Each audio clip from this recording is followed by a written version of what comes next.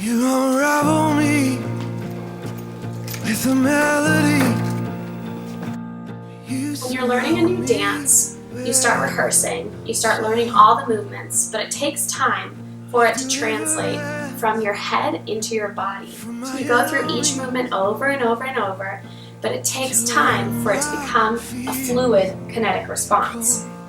It's not that different in our relationships with God. When we're new believers and new Christians, we rehearse a lot of the things we know about God in our heads. It takes time for what we know about God to go from our heads to our hearts. If we haven't experienced God's goodness, His truths, His faithfulness, His mercy, then we have to constantly be thinking about these things.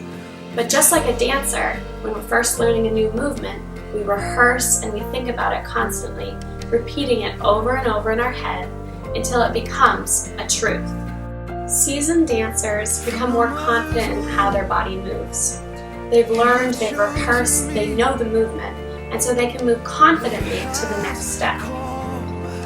All the while, it's the same in our relationship with God. So as you get to know God more and you experience Him for yourself, things start moving from your head to your heart. You start being able to operate from a place of really knowing His character, really knowing who He is to you. So how do God's truths make it to our heart? It starts with surrender. It starts with obediently starting to walk through the journey with Christ. As we start to learn lessons through Christ, He starts to impress upon our hearts His character, who He really is. He starts teaching us about His faithfulness, His kindness, His mercy, His grace. We start to operate from a place of really knowing Him.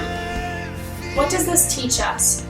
It teaches us that when we encounter Christ, the living God, these things are meant to move from our head to our heart. Christ in us, not just keeping external rules. God desires for us to know that the kingdom of God is inside of us. As J.D. Greer says, when God becomes your joy, God Himself is your joy. He is your strength. The joy is found in God, not from God. He doesn't give me strength, He is my strength. As we learn to trust the choreographer, then we learn to go with His gentle leadings. Similarly, as the choreographer choreographs so that we are ready for the great performance, in our relationship with God, the great performance is adversity. In dance, when we have the performance, everything gets tested under the lights, we have nerves, everyone's watching us. In our walk with God, it's so similar. In the great performance, everything is tested under the bright lights of adversity. We start to operate from whatever our heart knowledge is. We start to operate from whatever we truly believe God is. If we believe He's trustworthy, in adversity, we're going to operate out of that place. If we believe He's faithful, we're going to be able to have faith when the trials really do come. We either operate from a place that truly knows His great love for us, and we can move in faith, or we operate from a place that doesn't truly know His great love for us. When we start to live joyful, live sanctified, live from the wellspring of hope within us, well, then we truly start to live. Instead of asking God for hope, we realize He is our hope.